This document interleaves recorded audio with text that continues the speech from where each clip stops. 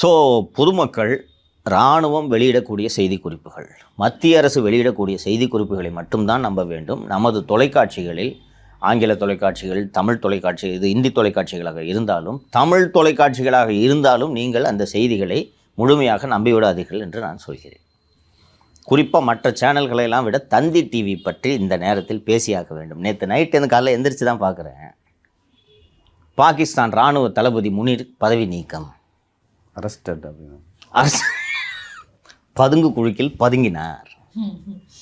கராச்சி துறைமுகம் தாக்கி அழிக்கப்பட்டது. ட்ரோன்களை வைத்து கிரிக்கெட் விளையாடிய இந்தியா. இப்படிலாம் போடுறாங்க. சரி, நான் எனக்கு நியூஸை பார்த்த உடனே என்ன சர்ப்ரைஸ்னால், ஒரு வார் சுச்சுவேஷனில் ஆர்மி ஜென்ரலை எப்படி சஸ்பெண்ட் பண்ணுவாங்க? யார் சஸ்பெண்ட் பண்ணுறது? என்னென்னா இராணுவம் தாங்க ஆட்சி நடந்துக்கிட்டு இருக்குது.